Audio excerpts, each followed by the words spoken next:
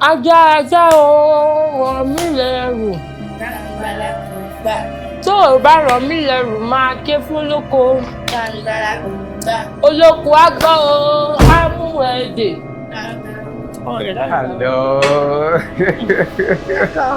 Oh, my love. How are you? Fine. Sure, okay. And Daddy got you goodies. So, the iPhone for you and the Android for you.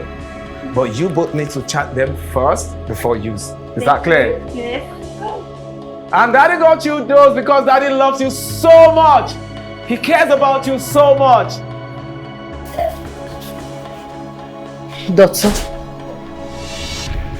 iPhone fún ọmọ tí ò tí pé 15. You don't even have an iPhone. I thought we were trying to give our children the life that we did not have.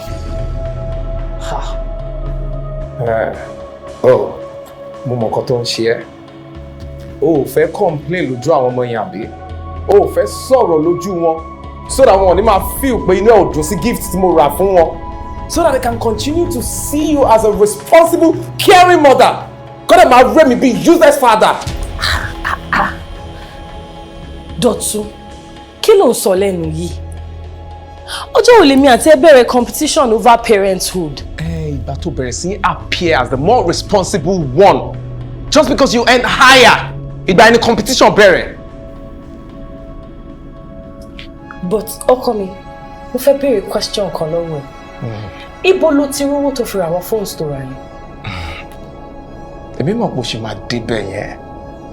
Mo mọ̀ pé o ṣe máa béèrè lọ́wọ́ mi pé kí n bẹ̀rẹ̀ sí ní ṣàlàyé bí mo ṣe ń pawó mi àti bí mo ṣe ń ná. Nobody asked you. Wo, Omoremi, kò sí bí láì ṣe lè ga tó máa ga jù tó nírè lọ. Whether you like it or not, I am the man of this house and I do not answer to you.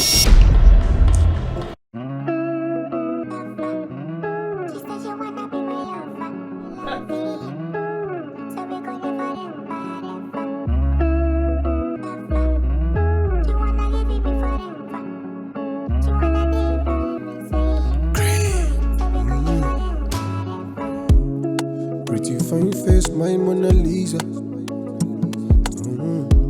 You know me how you get the largest picture. You never leave, girl, my mom already means ya. Shut it on a bad boy to a love preacher. Should we drama office wa yẹn? I'm telling you. Mi ò kí n like weekend rárá because I'm always looking forward to the next day at work. Torí mo mọ̀ pé is always great. So, nǹkan tó ń sọ sí ni pé ó bí ẹ kó wà níbi iṣẹ́ ju kó wà pẹ̀lú èmi àtàwọn ọmọ lọ. Actually, torí wàhálà tí yín ó pọ̀ ju wàhálà àwọn arábíṣẹ́ mi lọ. Okay. Ẹjọ́ ẹ̀dẹ̀ bá mi bọ̀rọ̀ mi. Mo ní oògùn kan tí mo fẹ́ lò and it has to be with hot water. Are you okay? Ṣé tó bá wà òkè máa ń lo oògùn ó yẹ kó sì mọ̀ pé kó wà òkè. Ẹ má má dáhùn kú Dọ̀tun lóhùn. It's nothing serious. Are you sure? No, you're right. It's nothing serious. Okay. Thank you.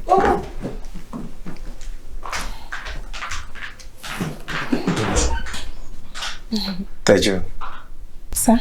to be honest with you, one of the greatest things to teach for family was helping my wife secure that job.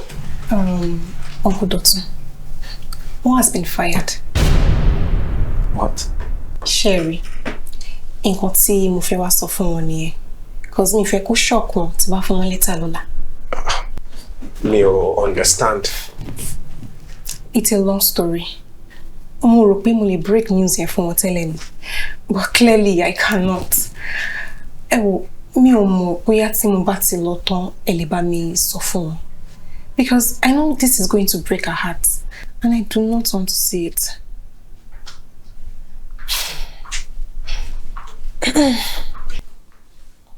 Here you go. Thank you. Ẹ jẹ́ kí n gbà. Bọ̀ mi ìrántí béèrè quantity tó fẹ́ o. Tó bá lè ti wá pọ̀ ju nǹkan tó fẹ́ lè bóyá kó rọ́ sínú báàgì ẹ̀ tó máa gbé lọ. What's the sack? Oh. Huh? Uncle Dọ̀tun. Now you can tell her. Tell me what? Uncle Dodson. Mo.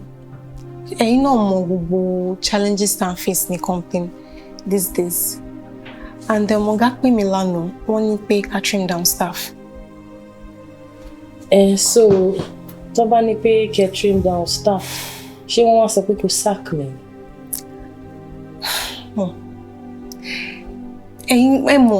Position me as HR, it comes with tough responsibilities. Ṣé ọ̀gá specifically náà sọ fún ẹ pé kó sack mi? No, wọ́n ní pé kí n relieve a person in each unit. So tó máa ní pé kó relieve a person ní each unit. Kí ló dé tó ṣe jẹ́ pé mi ló fẹ́ relieve and not Mr. Philip? Mom, this thing is not easy for me now. Kò easy for me rárá. Ẹ̀yin rẹ̀ big sis lẹ jẹ́ sí mi. And Philip is my friend. Torí ẹ̀ ló ṣe fẹ́ sack mi. Because Philip is a man.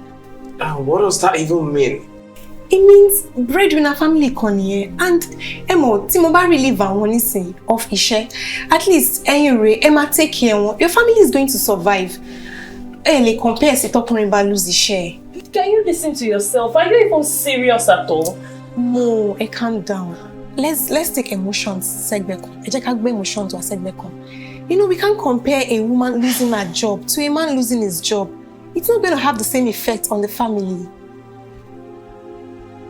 Guys, they try to understand me.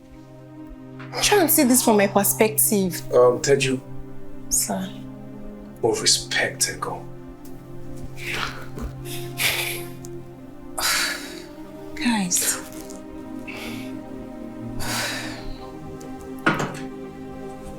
Oh. I really wish them would understand me.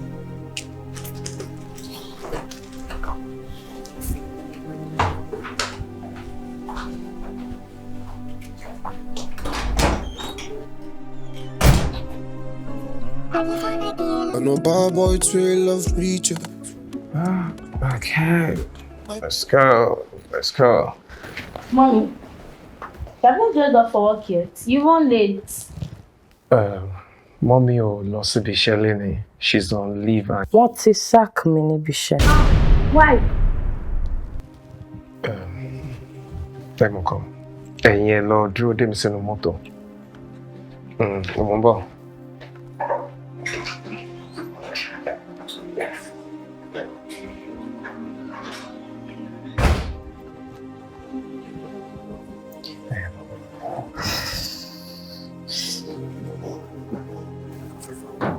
I'm so sorry, but mi ò lè máa parọ́ fáwọn ọmọ mi.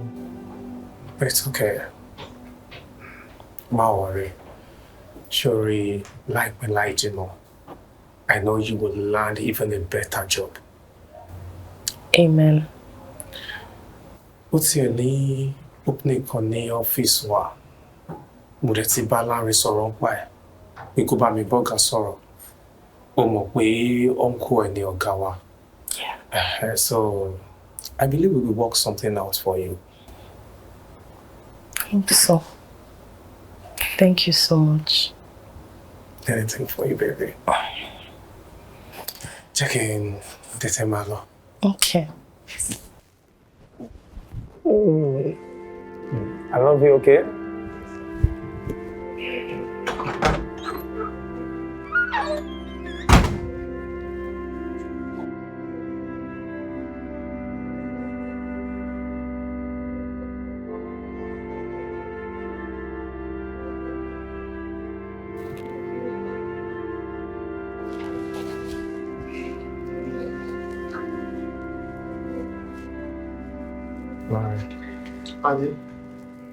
How now?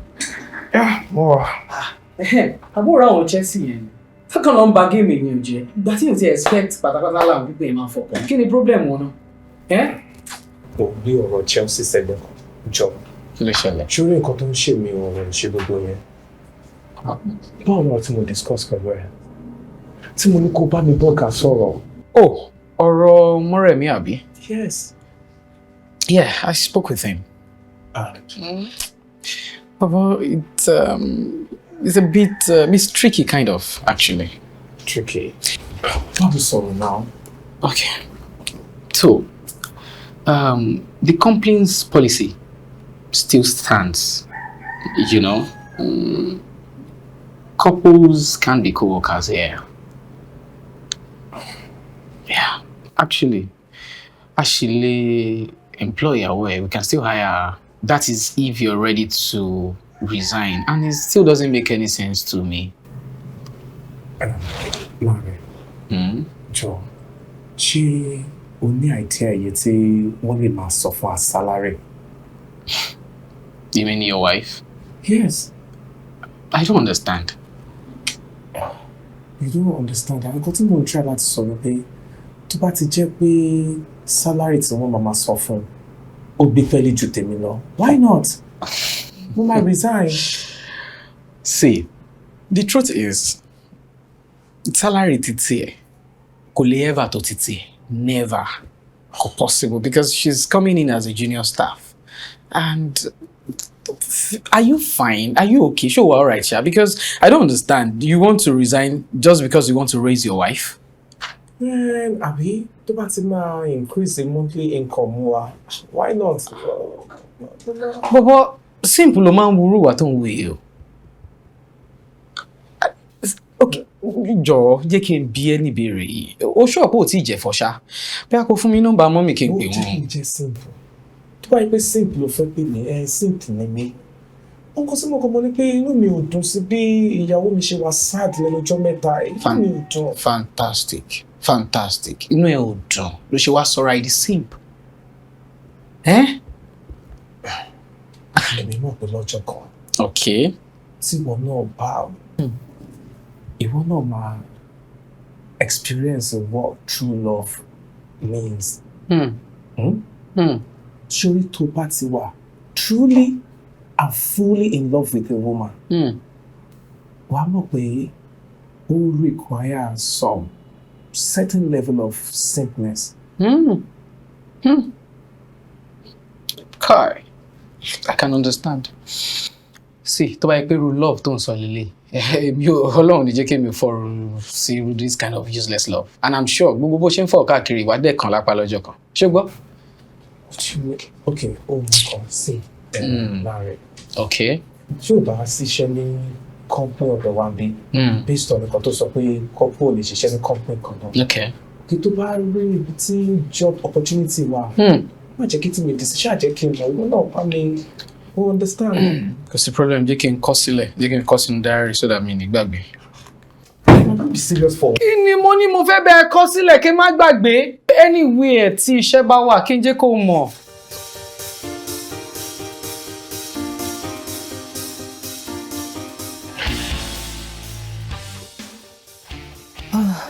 Babe, there you go.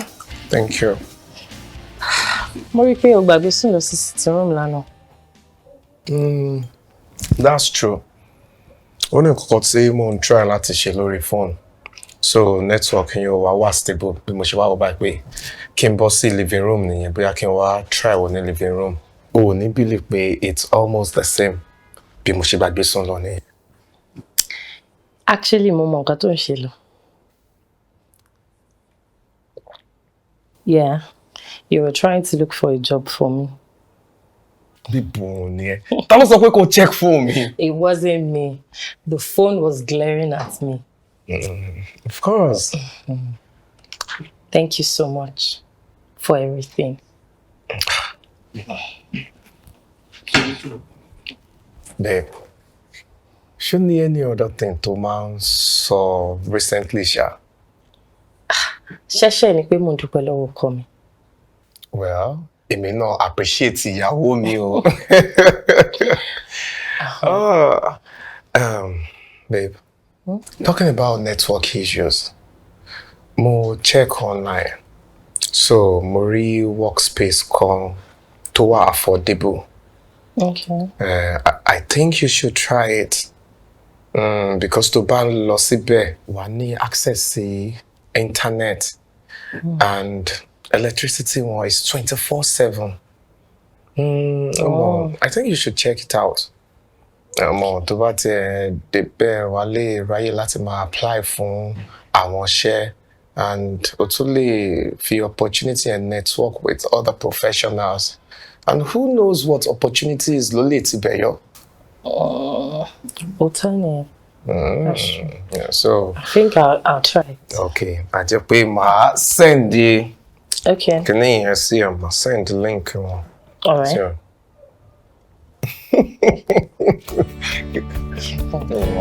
So I want to check it.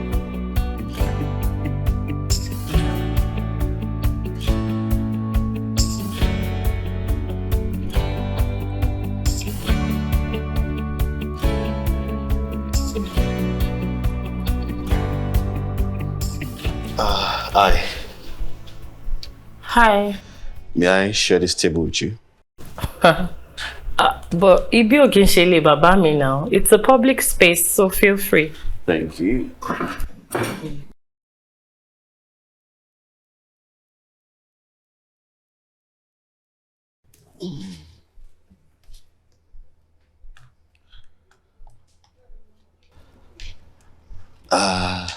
Mi ò bóyá mo rójú rí. Is this your first time here? Yes, today is my first day. Oh, I see. Anyway, Dayo Ogidon lorúkọ tèmi. I'm a software engineer. Omoremi Ladipo lorúkọ mi, and I'm not anything for now. That's how. Well, I'm job hunting. Oh. And how is it going? Báwo ló ṣe ń lọ? Ṣé kí n má tàn ẹ́? It's not going anywhere. I mean, gbogbo applications tí mò ń kọ, pàbó náà ló ń já sí. Wow. Kí wá dẹ̀ ni àwọn skills tó ní? Well, I did some online courses on virtual assistants and social media management. And then I also have a degree in mass communications. Torí media house ni mo ti ń ṣiṣẹ́ tẹ́lẹ̀ kó tó sọ pé kí n lọ jókòó sílé. Sorry about that. But ṣé kò ní dàbí pé mo ń ṣe too much tó bá ní kí n wo CV tó máa fi apply fáwọn iṣẹ́ yìí? Oh, sure. Okay. Just give me a minute. All right.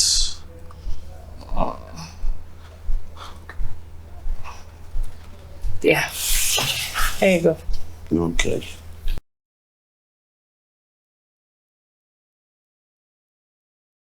Oh. Okay, so what's the problems you are? With what I see here, we might need lots of revamp CV here. And you also need to rework your cover letter. Okay. Simple as that. But show me anybody to man buy a revamp CV. Well, today must be your lucky day because CV guru ló jókòó síwájú ẹ. For real? Yes. Oh, thank God. So. Okay. Then. They play. Ṣùgbọ́n mi, they play. Ṣé ọ̀gbọ́n máa ń sọ fún ẹ? You see, lórí ọ̀rọ̀ olóbìnrin dé, with all due respect, Bobo, ó slow gan.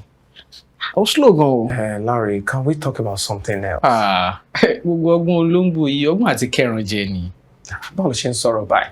So, tọkùnrin bá ti volunteer láti help obìnrin sìn, ó ní nǹkan míì tó ń wá nìyẹn. Yes, definitely. Yes, capital yes.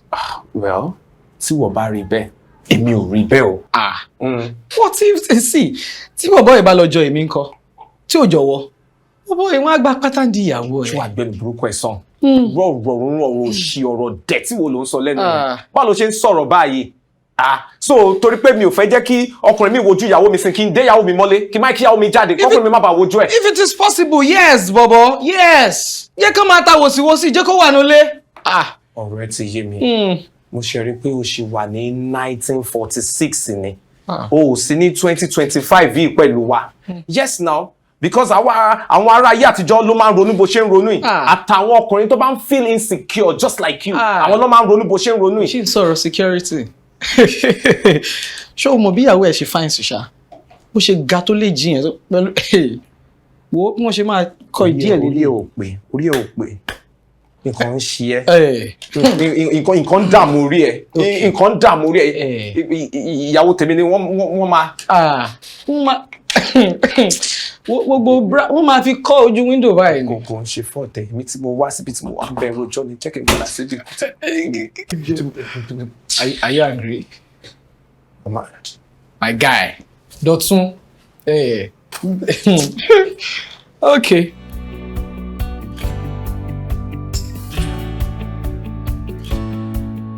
Ó ti mú mi gbàgbé gbogbo rẹ̀ ó. Ìbànújẹ́ ìgbà kan. Ó ti mú mi gbàgbé.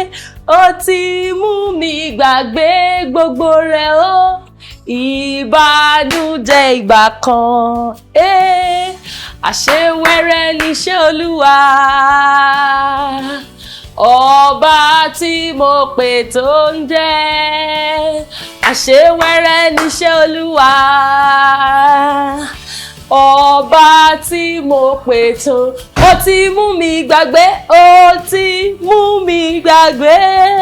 What's going on here? Ìbànújẹ́ ìgbà kan. Babe, My love. I've got the best news of our lives. And what's the news about? Hey, jẹ́ kọ́kọ́ fi hàn ẹ́ náà. Babe, ò ní believe. Mo ti ríṣẹ́ o. And I didn't get this job anyhow. I got this job in the United Kingdom. Wow! That is me over Japan here. No, mi ò japa virtual ni. Ìyẹn ló bá àbí wọ́n máa gbowó ìfà. Ó ti mú mi gbàgbé. Ìbànújẹ́ ìgbà kan. Ó ti mú mi gbàgbé gbogbo rẹ̀.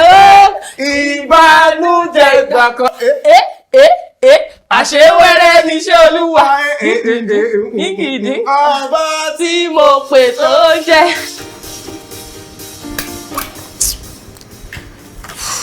I've been saying I want to call more. Let me see.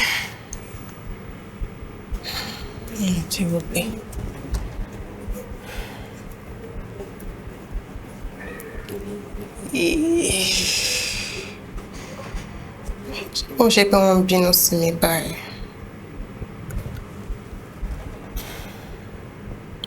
Pick up.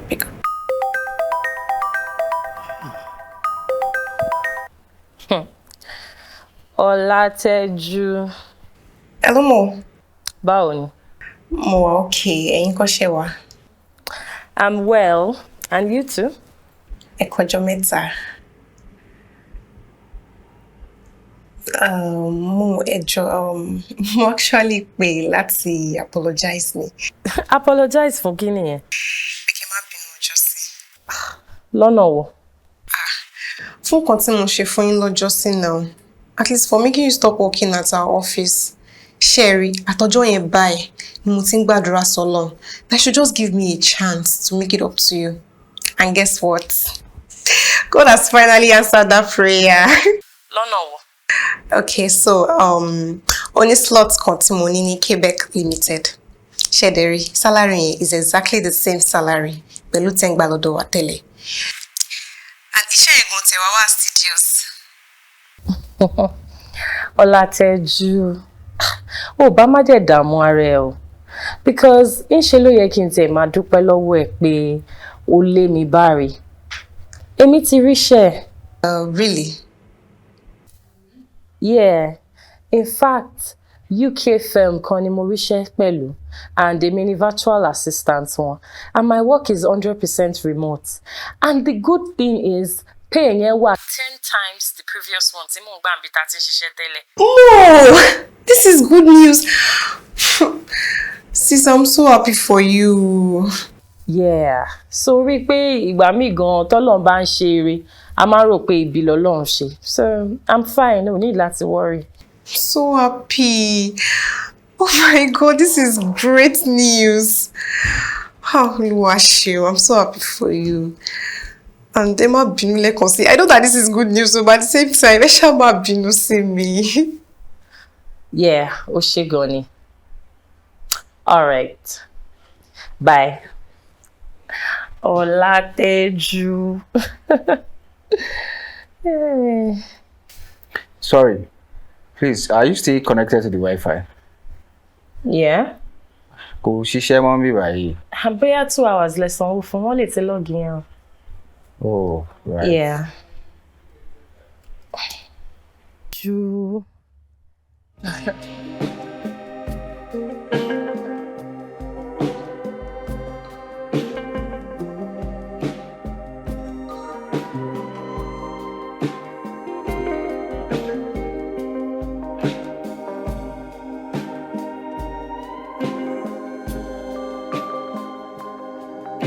Hello, big woman. Ìgbà wo ló dé? Me first of all, lánàá ìgbà tá à ń chat. I wanted to surprise you. So one Naija ò dẹ̀rù pé ẹ kó sọ fún mi. Forever the drama queen, abi. But ìgbà wo ló dé náà? Just 3 days ago. And I brought you some goodies from Prince Charles himself.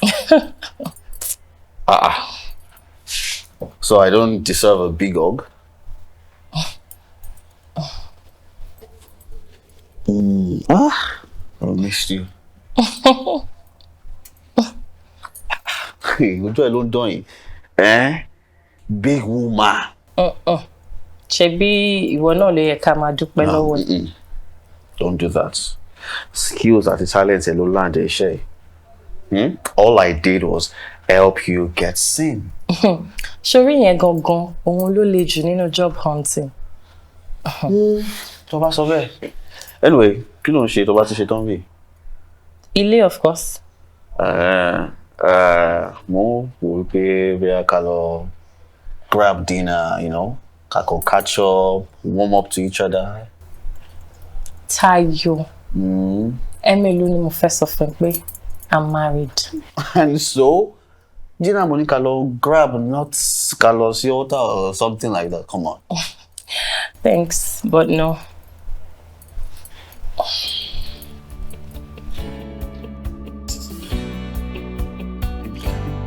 So,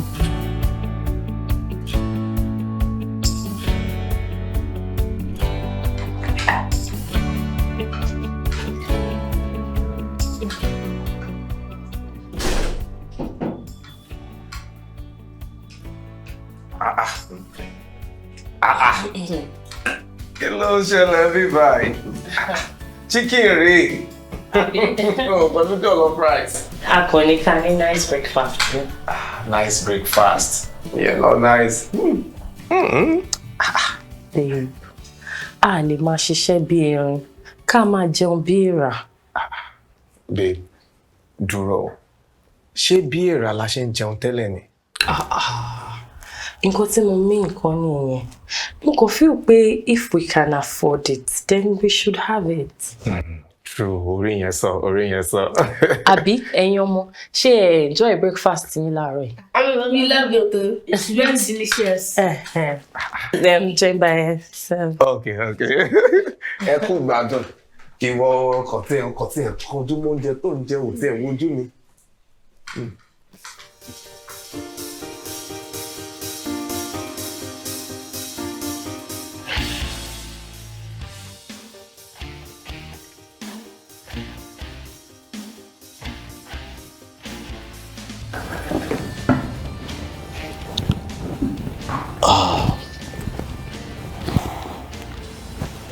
mi ò wá láti wá bọ́dà ẹ̀. I just want to apologize for yesterday. Mo cross line and ìwé ò ní ṣẹlẹ̀ mọ́. You really don't have to apologize because mo ti rò dáadáa.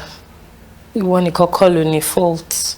I feel maybe mo ti fún any wrong signal along the line, so.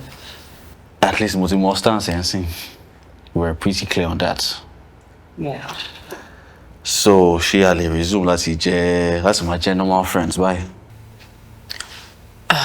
Tayo, I feel we should space it out a bit. Kò ń ṣe pé o ṣẹ̀ mí or anything. You're a very great guy and I really appreciate everything you've done for me, but mo kàn try láti avoid kí irú awkward situation yẹn má tún ṣẹlẹ̀ in the future. Yes, I understand. Cause no problem at all. Anyway, me more were interested in a social media management job in the US. I want to wait time zone yàtọ̀ slightly, but with a little less sleep, we'll combine it with your present job. Really? Yeah. Actually, bí tí mo ṣiṣẹ́ presently ni. So, nǹkan tó ṣẹlẹ̀ ni pé social media manager wa ó resign. So, mo kàn sọ fún wọn pé èmi náà lẹ́nìkan tó múnádóko, and they asked for your CV. Thank you so much. Mo appreciate that. Thank you so much. But Tayo, I hope I won't have to repay this kindness in any way. Oh my goodness. I mean, what do you take me for? No, now. Oh, need to repay in any way. Come on, we are cool. Thank you so much. Thank you. I'm so happy. So how do I go about the... So ma, forward CVS to me. Okay. I'll just forward it to admin and HR. All right. Thank you. Thank you. You're welcome. You said you wanna be my lover. I just wanna be your lovey. So we're gonna forever. Good afternoon, sir.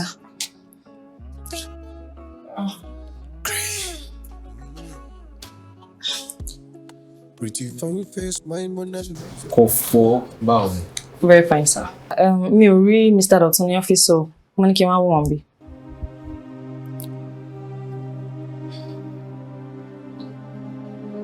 Mr. Lanre. Sorry. Kí ló fẹ́ ná? Dotun, yeah. Jẹ́ kí n bẹ̀ pé. I'll check back, sir. Just hold on, dúró.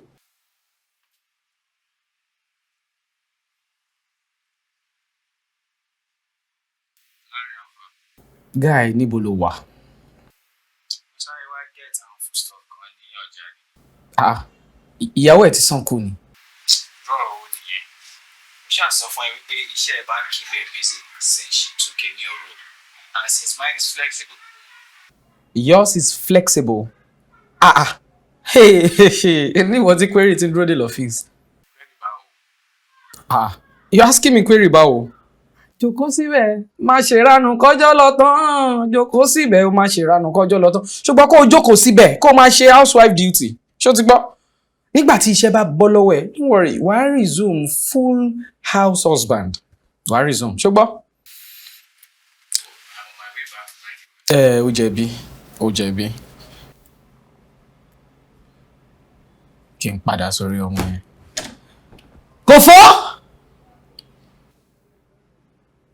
Kofo! Yes, sir. So, mo ti pe Dọ̀tun, ó ti ń bọ̀. Oh, okay, sir. All right. Thank you, sir. Wow. Má lọ náà, kí ló dé?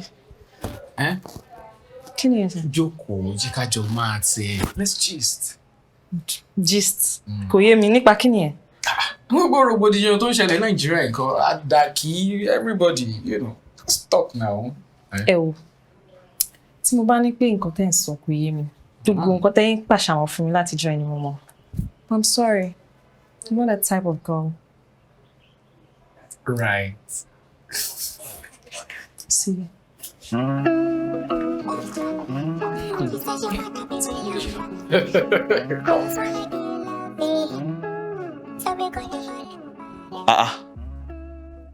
Kí ló ṣẹlẹ̀? Mo sọ pé o ti ń lọlé tẹ́lẹ̀ ni.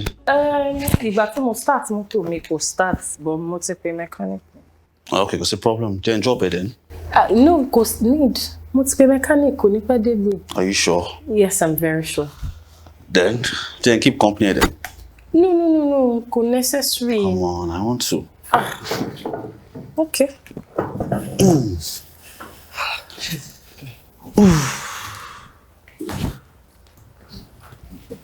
So, ṣé lẹ́yìn tó bẹ̀rẹ̀ iṣẹ́ ìlú sáré já mọ́tò yẹn? You see, tí èèyàn bá fẹ́ dolówó, èèyàn láti bẹ̀rẹ̀ lifestyle kan. I learned that from my mom. Even though I didn't afford much back then, she made sure that she enrolled me in the biggest private school in the States then. Nǹkan tí I lè afford normally, wọ́n force ara láti rà fún mi. My dad hated it. He said she wasn't cutting her coats according to her size. But Mom still plan láti ṣe yẹn. She was making coats the size she wanted it to be. Open to grow into it. Mentality. Mom still got on show because I grew up with rich kids, feeling like one of them. Ajomawa in class. Ashotonwo, you know about got on je, you know je. I mean, I thought that I was one of them. It got to a point that ìgbà tí mo parí university, kò sí anybody tó lè fi share 200k lọ mi. Why? Because àárín àwọn tí mo ti dàgbà, it was rubbish money. Even though our parents may ever make 100k. But I learned that you need to create that world for yourself and force yourself to level up. Àwọn kan wá ní fake it till you make it. So mo mọ̀ pé kò easy láti ra mọ́tò tó ra yẹn, but you needed to tell yourself that you are here. And once the party were able to convince her, the world will readjust and realign to suit you. It always works. Abishebo Paro. Mi mo gba tó tún di philosopher o.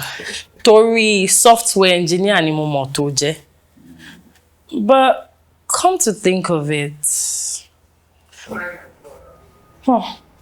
mentality. Yes, mentality and go on.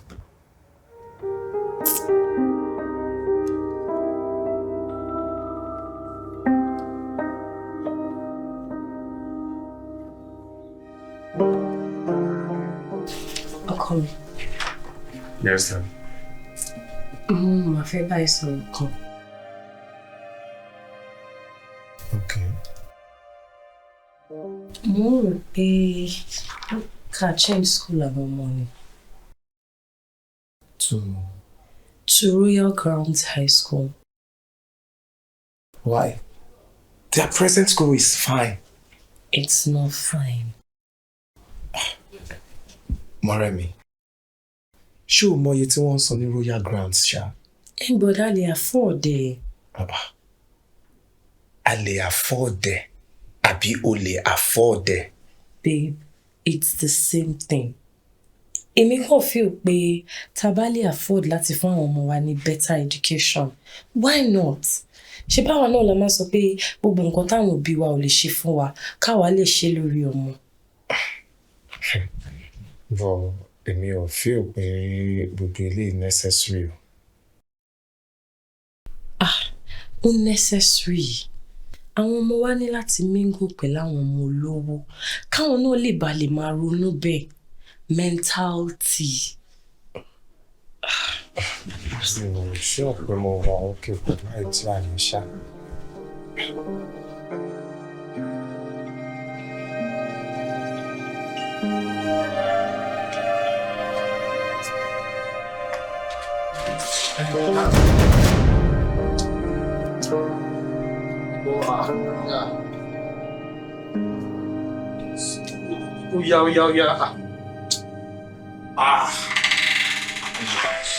I told you. Mo ní pé ká má ṣe l'office. Ó ti rí wa. No. O ti máa ń gbọ́n jù kí ló ń ṣe ẹ́.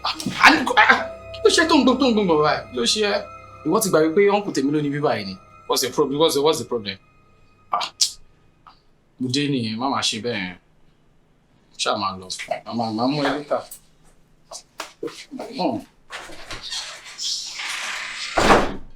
Or idiot nìyẹn náà. Lóòótọ́ ṣe já wọlé bẹ́ẹ̀. Like all this, what's the meaning of that?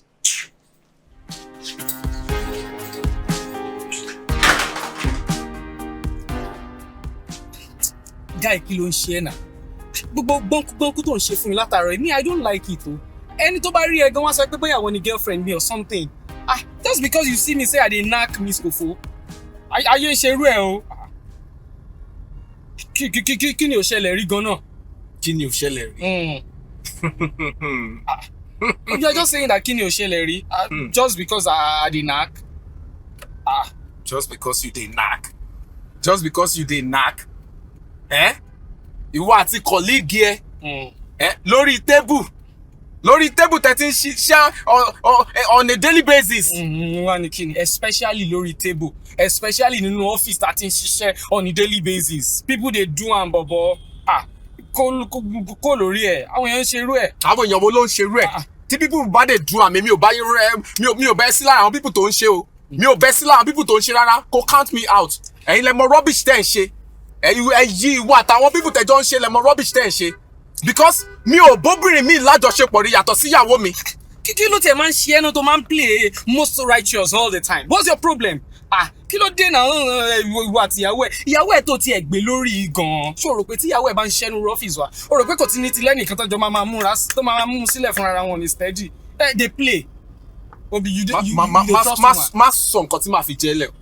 Mo lè park in jẹ́lẹ̀ lójú títì ń sìn yìí. Ó dà má bínú. Because you are beginning to disrespect my wife. It's okay. And I won't have you disrespect her. It's okay. What nonsense? You dey trust woman. You dey trust woman. Nígbà tó yẹ pé gbogbo àná ṣe ń pè ìranù tó ń ṣe lè fi pé everybody ń ṣe. Mi ò ṣe ránu, mò ń tura pẹ̀lú kòfò. Feel energy yẹn. Mi sí mò ń bẹ rojọ́ ni.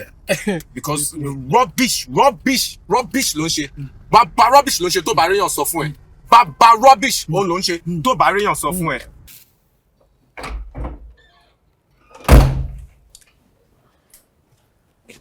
Ẹ kúlé o.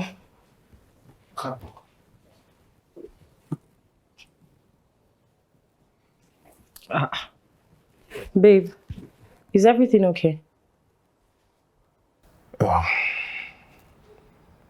Omoremi, jọ̀ọ́ wá jókòó.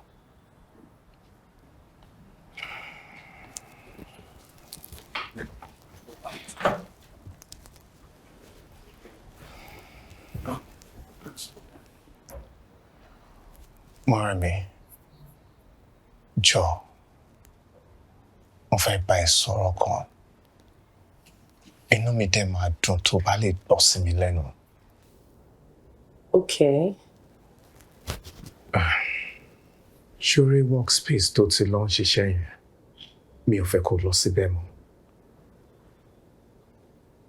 Okay, but why? Mo kàn feel pé o ti make enough money. O lè install internet network of your choice tó feel pé best fún ẹ láti máa fi ṣiṣẹ́ nílé. Tó bá dẹ̀ feel pé iná lè lọ or something, o lè install solar inverter system. But babe, I'm sure you know I'm not going to the workspace because of the internet or light. Why? Why else? The ambience. The ambience of being at work and the possibility of networking with other professionals.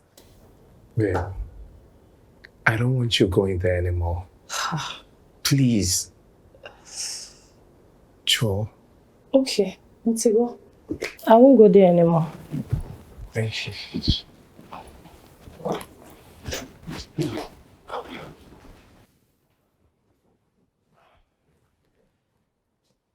Babe, mo gbàgbé kí n sọ fún ẹ. Mo lọ sí Royal Grounds pẹ̀lú àwọn ọmọ lẹ́ni. Mo lọ sanwó new session. But mo sọ fún ẹ pé mo fẹ́ change school àwọn ọmọ sí Royal Grounds now. O wá lọ síbẹ̀. O lọ register wọn. O lọ sanwó school wọn. Mi ò dẹ̀ mọ̀ sí.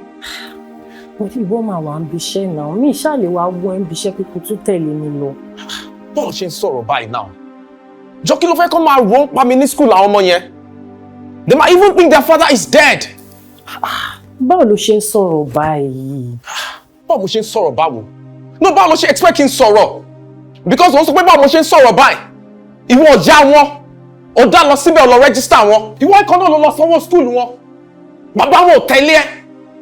Jọ, tí wọ́n bá tiẹ̀ rò pé mo ti kú gan, they might even think I'm some deadbeat father. Oh, ọ̀rẹ́ ti yé mi. Ó fẹ́ jẹ́ kí gbogbo aráyé mọ̀ pé wọ́n ló ń sanwó school wọn and not me. It's not that deep now. What is not that deep? No, kí ni ò deep? Omoremi, jọ kí ni intentions ẹ gangan? How do you mean? What do you mean, how do I mean? Oh, now I get it. Torí pé o ti ń make owó jù mí lọ ń sìn. Now you now want to systematically make me useless in this home.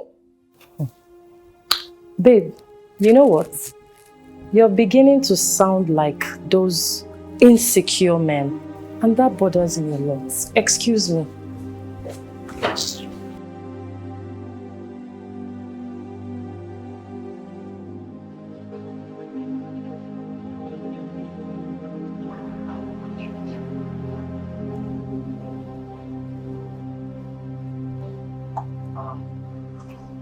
Well, thank you. Yay. How now? Thank you. Kí ló ṣe? Jọ, mo need help. Okay. What's going on? Bọ̀bọ́ ẹ̀yẹn tó máa ń fúnyàn loan. Mo fẹ́ gba loan lọ́wọ́ ẹ̀. Loan? Like how much? Like ₦1 million to start with. 1 million? 1 million. Báwo ló ṣe fẹ́ san padà? Ṣebí mo ń ṣiṣẹ́. What about máa yọ bí 100k nínú salary mi monthly? 100,000? Now tó bá fi máa tó bí 14 months, àtọ́jú owó àti profit àbí interest títí ẹ̀ ni, á pè. 100,000 nínú 165,000 tó ń gbà every month. See, nǹkan tí mo ní kó ṣe fún mi ni kó ṣe fún mi. Just do it for me. Kí ló yẹ fún mi ṣe? Kí ló yẹ ṣe? Má béèrè nǹkan tí mo fẹ́ fi ṣe. Ìwọ kàn ṣáà ṣe fún mi. See, you're my friend, and you know that I can do anything for you. But, Bamisoro, what's going on with you?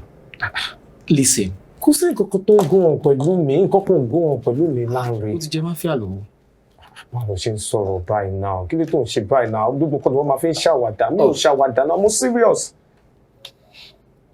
Okay, so even though tó bá ti fẹ́ já any 1 million sí báyìí, ó máa béèrè collateral. Do you have any collateral on ground? Oh my God. Mọ́tò yẹn, ṣé o ti rà mí? Ìwọ ni ṣé mo ti rà mí? Mọ́tò yẹn. Náà kò sí bó ṣe fẹ́ burú tó, kò ń ṣe bí 1 million naira. Ṣùgbọ́n ìtàn ta mọ́tò yẹn ṣá. Yes, no, I'm not joking. Mi ò gbà rárá lórí ẹ̀ máa ṣì gbà tó bí 4 to 4.5. Ṣorí ẹ̀yin tẹ̀ ń lo Corolla, ẹ má ní ìgbéraga gan. Lanre, Jọ ṣe fún mi kò ń ṣàwàdà ni mo ń ṣe. I'm serious, Jọ. Okay. Tó bá lè help mi inú mi máa dùn. Okay, mo ti gbọ́. Mo ṣojú àánú sí. I might help ẹ. Right. Can we do that after work? Oṣé, thank you so much. Oṣé gan-an. Oṣé. Bó jẹ́ ń tẹ́wọ́ bí ìgbà tó fẹ́ gbà àwọn ẹ̀bà nìyẹn, ó dé nìyẹn. Bá yá ń sìn. Ṣé bẹ́ẹ̀ mọ̀ pọ̀ náà ni mo lè wá sábà náà? Èdè pìlì, ó ń tan ara ẹ̀. Ó ń kúrò lásán náà. Oṣé. Ó wá kan, ajá o, rọ̀ mí lẹ́rù. Tó o bá rọ̀ mí lẹ́rù máa ké fún olóko. Olóko á gbọ́ o, á mú ẹ̀dẹ̀. Hello. Oh, my love. How are you? Fine. Sure, okay. And Daddy got you goodies. So, the iPhone for you and the Android for you. But you both need to chat them first before use. Is that clear? Yes. And Daddy got you those because Daddy loves you so much. He cares about you so much. Dọ̀tun, iPhone fún ọmọ tí ò tí pé 15. You don't even have an iPhone. I thought we were trying to give our children the life that we did not have. Oh, mo mọ nǹkan tó ń ṣe ẹ́. O ò fẹ́ complain lójú àwọn ọmọ yẹn àbí? O ò fẹ́ sọ̀rọ̀ lójú wọn so that wọn ò ní máa feel pé inú ẹ̀ ò dùn sí gift tí mo rà fún wọn. So that they can continue to see you as a responsible, caring mother. Kọ́dà máa rẹ́ mi bí useless father. Dọ̀tun, kí ló ń sọ lẹ́nu yìí? Ọjọ́ wo lèmi àti ẹ bẹ̀rẹ̀ competition over parenthood? Ìgbà tó bẹ̀rẹ̀ sí appear as the more responsible one. Just because you earn higher. Ìgbà ẹni competition bẹ̀rẹ̀. But ọkọ mi, mo fẹ́ béèrè question kan lọ́wọ́ ẹ̀. Ibo ló ti rówó tó fi ra àwọn phones tó ra yẹn? Èmi mọ̀ pé ó ṣe máa débẹ̀ yẹn. Mo mọ̀ pé ó ṣe máa béèrè lọ́wọ́ mi pé kí n bẹ̀rẹ̀ sí ń ṣàlàyé bí mo ṣe ń pawó mi àti bí mo ṣe ń ná. Nobody asked you. Wo, Omoremi, kò sí bí láì ṣe lè ga tó máa ga ju tó nírè lọ. Whether you like it or not, I am the man of this house and I do not answer to you.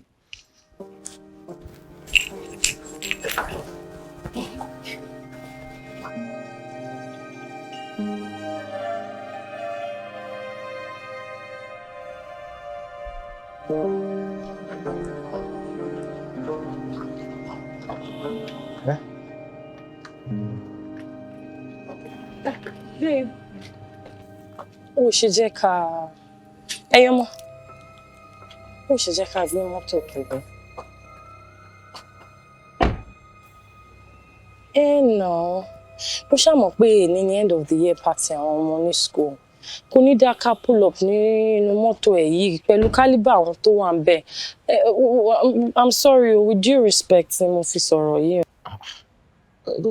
No, ní láti fi due respect kọ́kọ́ sí i. Ṣebí òun lè jalopy ni. Bó ṣe jẹ́ jalopy, òun nìkan tí mo ní. Òun dẹ̀ ni máa fi gbá ọmọ yẹn lọ sí school party. Mi ò ṣáà ní lọ jalè. But babe, a ti sọ̀rọ̀ nípa mọ́tò ìtẹ́lẹ̀. I even offered you a better car. You offered me a better car. Kó lè máa lọ rojọ́ kiri pé wọ́n ló gbé mọ́tò sọ́kọ Andy, àbí bẹ́ẹ̀ kọ́? Rojọ́ fún ta ni? Rojọ́ fún àwọn tó ń rojọ́ fún ni. Wo sórí ibi tèmi ti wá. Ọkùnrin ló máa ń gbé mọ́tò síyàwó Andy, not the other way round. Bọ̀ ìgbà tí wọ́n ti wá rí báyìí ńkọ́. Ibi tó yẹ kó ti mọ̀ pé lifestyle wa nínú marriage yóò normal nìyẹn. Babe, kò sí anything tó wà wrong pẹ̀lú lifestyle wa. You are just proud, and this pride is unhealthy. Omoremi, why are you so desperate to be a man in this marriage? Me? Desperate to be a man? Yes, now do you want to ṣe? You know what? Suit yourself. Tó bá jẹ́ pé ọ̀kadà ló wù ẹ́ kó fi kó àwọn ọmọ yìí lọ sí school, fi gbé wọn lọ. At least wọ́n máa mọ̀ pé bàbá wọn ló hold wọn back. As for me, I'm out of here. Girl, I'm looking your vibes. I love you like a shark and I'm looking pretty if you wash your wear. Bó ṣe ń bẹ̀rẹ̀ lélẹ̀ yìí. And I told you. Mo sọ fún ẹ. I warned you. See, I won't be surprised tomorrow tó bá sọ ń sìn wípé ìyàwó ẹ̀ ti lọ ra lé pamọ́ lórúkọ ara. Because mo sọ̀rọ̀ ìfún ẹ pé gbogbo ìwà tó ń wù yìí wá simping ni. Kọ́lọ́ má jẹ́ kí wọ́n gba ṣòkòtò lọ́wọ́ ẹni kan gbèrò léèyàn lọ́wọ́. I told you. But onírárá o, I will fall in love rí. I will fall in love. Ìwọ tó dẹ̀ ti fall ń sìn báyìí ló ti fall ló ti kán lápá ẹ̀. Okay. You don't make your point. See, I never make am finish. Let me just be realistic. You see, ìwà wèrè tẹ́ ń wù yìí, tẹ́yìn ọkùnrin ń wù yín sí, lẹ fi máa ń strengthen àwọn girls yìí. Àwọn ìwà wèrè, ìwà rádaràdà tẹ́ ń wù yìí, my woman, my ṣe kíní kan, lẹ fi ń fún gbogbo wọn ní liver. Láwọn tí ò jámọ́ nǹkan kan, láwọn tí ò ní liver rárá. See, all this their nonsense equality. You see, to me, to be candid, I don't have any issues with wípé ọkùnrin àti obìnrin. I know they are equal. Ọkùnrin àti obìnrin, we are all equal. But when it comes to marriage, when it comes to ọkọ àti ìyàwó, you are not equal with your husband. No, your husband is your boss. That's just the truth. Even relationship, not just common boyfriend and girlfriend. Just see, ìwà àti boyfriend, ìwà àti girlfriend. Just see nínú rọ̀. Ọkùnrin should be the one to take the lead in everything. When a man talk, everybody jákẹ́nu lẹ́ni. That's how life should be. But onírárá. See, to me, Shao, oko ntẹ́mi ṣàmọ̀ ni wípé oko kì í jẹ́ ti bàbá tọmọ kó má láàlẹ̀. Okay, now I make my point. Kí ni solution to suggest pẹ̀lú gbogbo atótónu ẹ̀ yìí? Mi ò ní solution. I'm just ranting. Oh, ṣe kí ni? Ṣé ẹ wà okay? Rárá, ẹ wà okay. Solution wo ni kí wọ́n sọ fún ẹ? Mi ò ní solution. Èmi kàn sọ̀rọ̀ tèmi ni o. Mi ò ní solution kankan. Pẹ̀lú gbogbo owó tó wò tó fẹ́.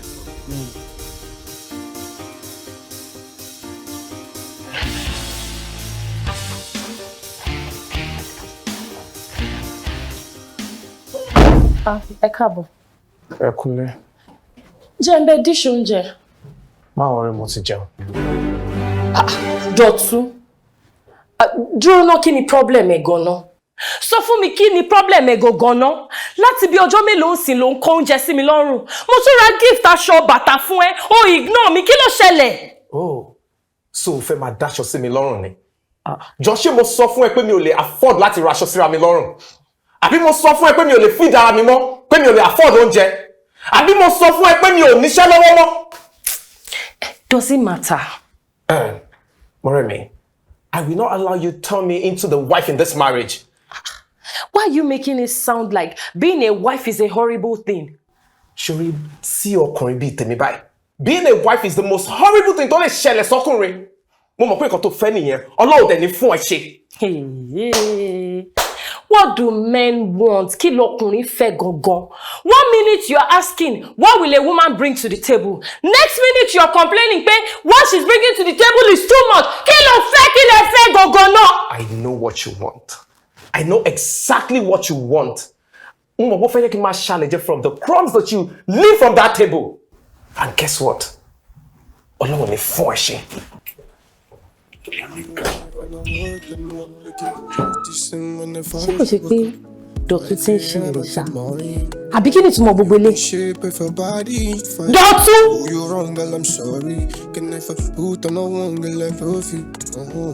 My bed keeps me softly calmly calling. But the love they show is unnecessary. Kò ń ṣe bá ṣe wà tẹ́lẹ̀ nílé. We used to be all loved up, playful, happy couple. Kí wá ló ṣẹlẹ̀ sí wa? Ó mọ̀ pé èmi náà ti ro ọ̀rọ̀ yìí. And mo kàn ń wò pé what went wrong? Mo mọ̀ pé lẹ́nu ọjọ́ mẹ́ta ẹ̀. O lè ti máa wò pé bóyá mi ò fẹ́ lọ síwájú ẹ̀. Believe me, I don't hate your success. Àdúrà nǹkan tí mo máa ń gbà gbogbo ìgbà ni ìlọsíwájú ẹ̀. I know. Torí ẹ̀ ló ṣe ń ya èmi náà lẹ́yìn.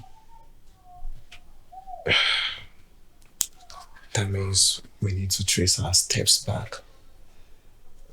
Ká wá fẹ́ wá níbi tó sọnù sí. So that we can become loving and happy together, just like the way we used to be. I agree.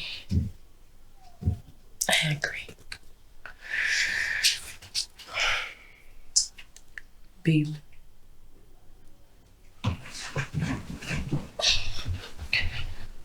Mo ní ọ̀rọ̀ kan tí mo fẹ́ bá ẹ sọ. Okay. And I want you to listen with a open heart. Okay. Mo mọ̀ pé ilé tá wà yìí, rent wa ti fẹ́ due. O dẹ̀ ti máa plan bó ṣe fẹ́ renew rent náà. Yes. But mi fẹ́ kó renew ẹ̀. Why? Nǹkan tó ṣẹlẹ̀ ni pé mo rí ilé kan nínú Bodija Estate. Duplex nílé náà, very lovely. In fact, tó bá débẹ̀, o máa love ẹ̀ gan. So mo kàn feel pé ká kó lọ síbẹ̀.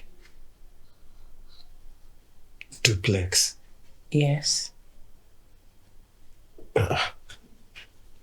Jọ, tí a bá fẹ́ kó lọ sí duplex yẹn,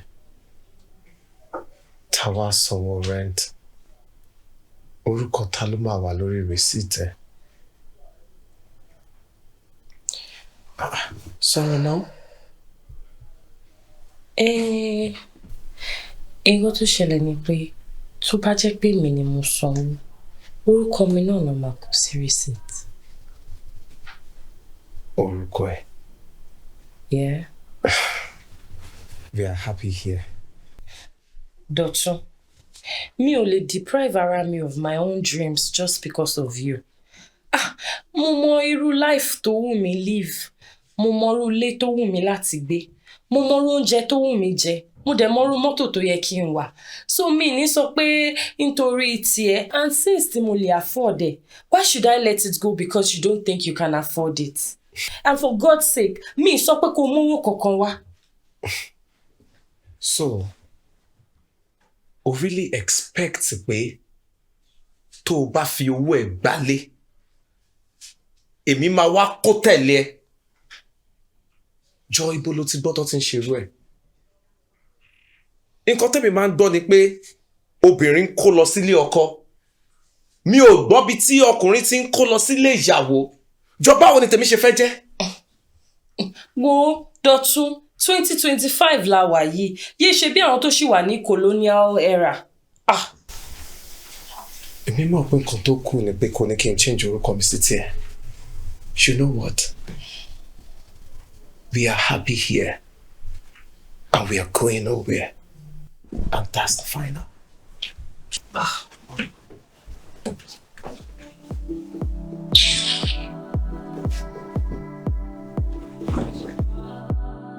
So this is the staircase. And then, guess what? You're going to have a room to yourself, and your brother is going to have a room to himself. Mm. And the same color of your own room will be pink. Your brother's own will be blue. I'll leave my own as white because, you know, I'd like to play with some other things there. Kí lẹ fi ń ọ̀rọ̀ yín lórí phone yẹn? Good morning, Daddy. Picture ilé tí mo ṣẹ̀ṣẹ̀ gbà yẹn. Picture ilé tó ṣẹ̀ gbà. The house is very fine, no? Yes. The house is very fine. Ìgbà tó wá fine ńkọ́? You are not going to any house, oh. You are not going to any house. Ibi tí mo gbàjọ máa gbé lélẹ̀. I don't like this house, so I want to go to a new house. You want to go to a new house? Kò sí wàhálà.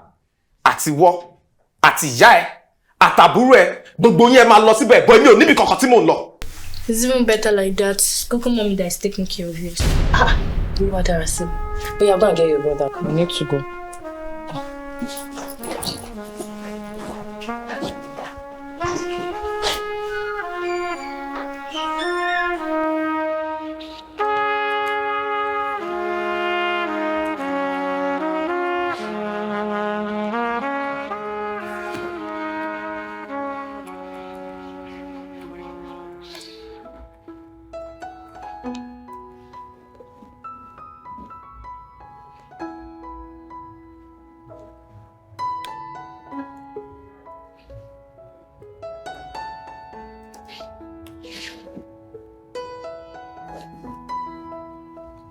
Trouble in paradise? Sure, we're okay. Kí ló fa gbogbo rubbish yẹn? Jọjọ́ ò la bẹ̀rẹ̀ love and kiss. Kí ló kún ẹ pẹ̀lú life mi? Àti pé trouble wo mo sọ fún ẹ pé wà ní paradise. But now ní sùúrù now. Láyé ẹ má sọ fún mi pé kí n ní sùúrù. Are you mad? Wọ́n má jẹ́ kí n kọra nǹkan tó ń ṣe mí mú ẹ o. Kí ni gbogbo rubbish yìí?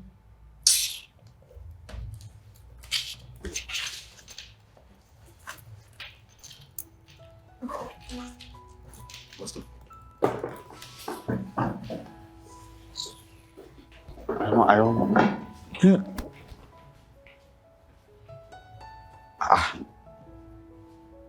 Kí ló ṣẹlẹ̀ sí?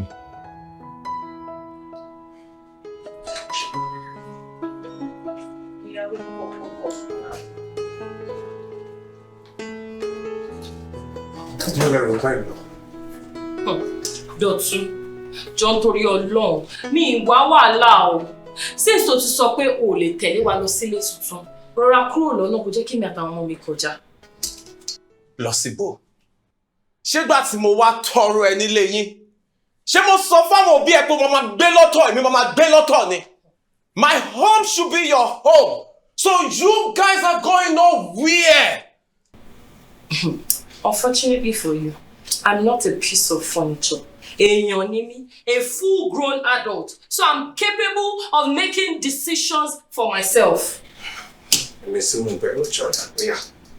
Ẹ kó gbogbo ẹrù kẹ́ kó wọnú lé padà. Ìwà títa ni. Ẹ máa bọ̀ jàre ẹ̀yin ọmọ ẹ jẹ́ ká. Wọ́n Mo ní kẹ́ kó ẹrù kẹ́ kó wọnú lé padà. Okay, it's my nǹkan tí màá ṣe. Kí ló fẹ́ ṣe? Mo ń lọ sórí live video nìyẹn. Mo ń lọ sórí live video. Do I care? Ṣé live video ló bá mi fẹ́ yàwó mi? Dọ̀tún. Ṣé live video ló fẹ́ sọ fún mi wẹ́fẹ́? Ṣé live video ló sọ fún mi wẹ́fẹ́ ṣe lémi? Ṣé live video ló fẹ́ sọ fún mi wẹ́fẹ́ ṣe lémi? I'm the husband. Ṣé mi lọ́kọ́ náà bí wọ́n lọ́kọ́? Ṣé mi lọ́kọ́ mi? Ṣé mi lọ́kọ́ mi? Ṣé mi lọ́kọ́ mi wẹ́fẹ́ ṣe lémi?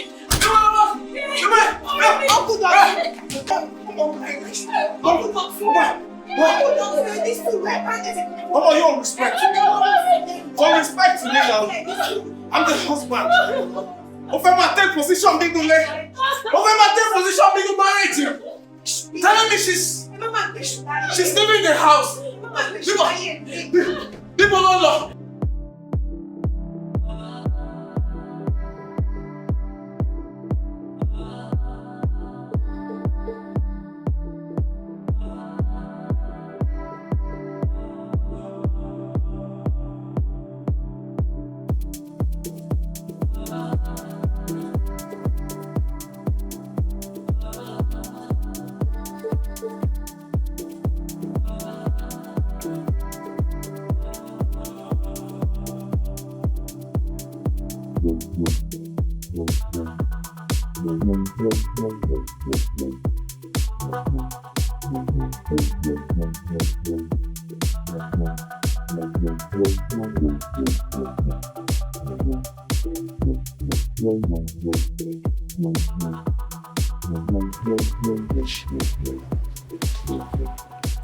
Lanre, báwo ni mo wọnú ọ́fíìsì mi ń sìn so mo wá rí pé login mi ò connect ṣé bó ṣe rí lọ́dọ̀ tiẹ̀ náà nìyẹn.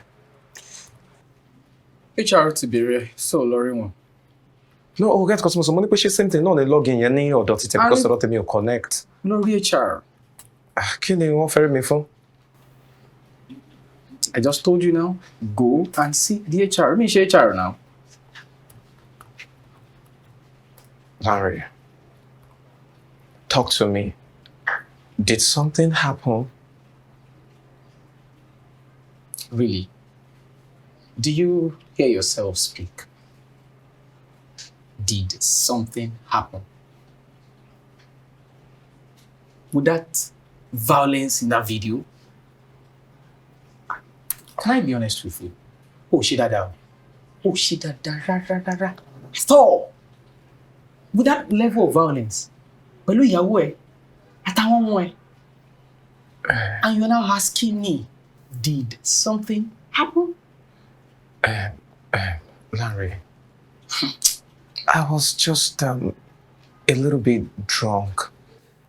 Ìwọ náà mọ àwọn nǹkan tí mò ń go through lẹ́nu ọjọ́ mẹ́ta ẹ̀. Be careful. Please don't go that route. Kí ló mean by that? No. Don't drag me into this. Please, don't drag me into this. What do you mean by that? Gbogbo nǹkan ni mo lè jẹ́ o. But tó bá ti di violence, you count me out. I don't do that.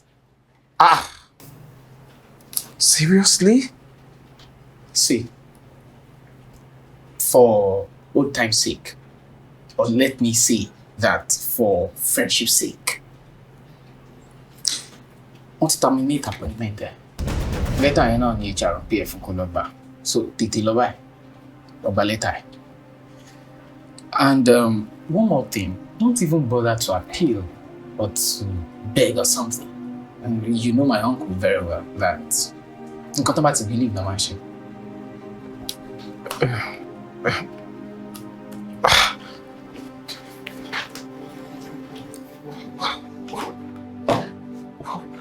What did Bá mi tilẹ̀kùn tó bá ti ń jáde.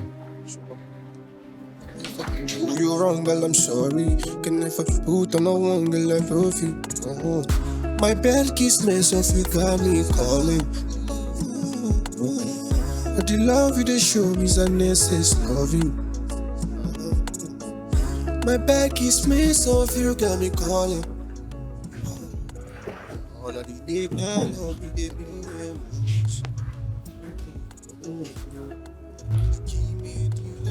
Mo ti ń pe nọ́mbà ẹ̀ for almost a week now. Switched off. Too many calls. I don't have the energy. I understand.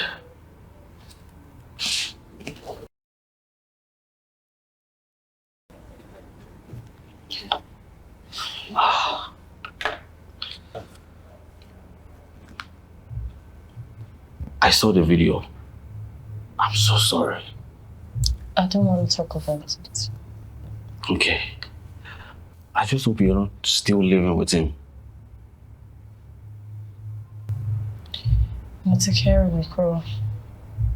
Mo dẹ̀ ti kó àwọn ọmọ mi lọ sọ́dọ̀ ọmọ sí mi. Good. And I got an apartment already. But mo sì ráyè láti kó àwọn tó máa bá mi fix it. So. That's not a problem. Tí o bá mind, mo lè tẹ̀lé ẹ lọ after work today. Check what needs to be done and also arrange for it. As friends, I promise you no strings attached. Okay.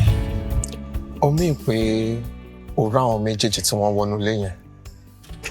Mo rí wọn tí wọ́n wọnú ilé yẹn, but with the look of things, ó dà pé wọ́n fẹ́ clean ibẹ̀ yẹn ni. Just want to clean ibẹ̀. Wọ́n fẹ́ clean ibẹ̀. Mo mọ̀ náà. Kóbìnrin tó lè invite ọkùnrin kó wá bóun clean nílé. Definitely, ó tún níbi tán bára wọn clean. If you know what I mean. Ọ̀rọ̀ yín yé mi, but I'm sure. Sure kí ni? Mo mọ nǹkan tí mò ń sọ now. Mo mọ nǹkan tí mò ń sọ. You see, Oyè, mo fẹ́ jẹ́ kó bá mi sa gbogbo pa ẹ̀. I want you to do everything in your power láti bá mi gba ọmọ mi jáde lọ́wọ́ ẹ̀. Yes, ṣé gbogbo nǹkan tó kọ́ yín ní law school yẹn? This is the time to put it to use. As a lawyer, kò sí case tí mi ò lè gbà.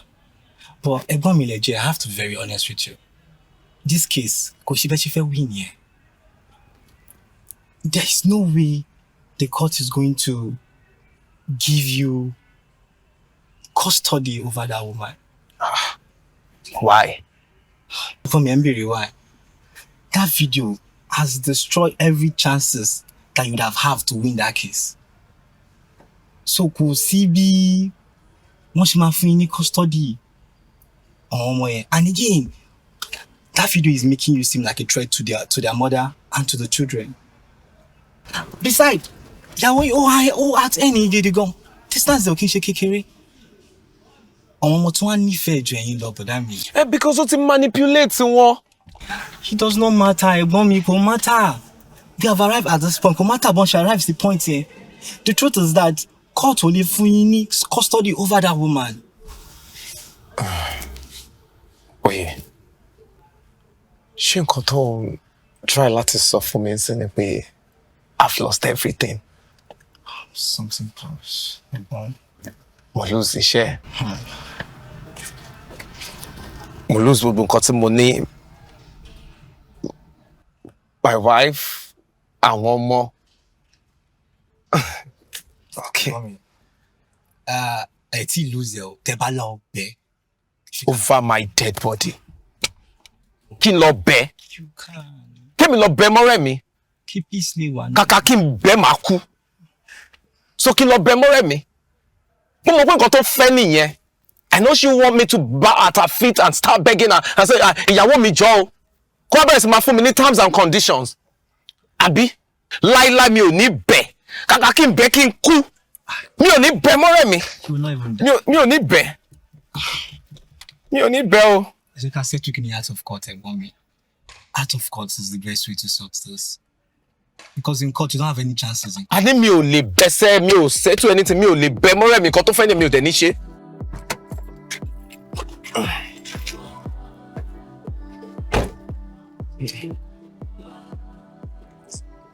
Hello?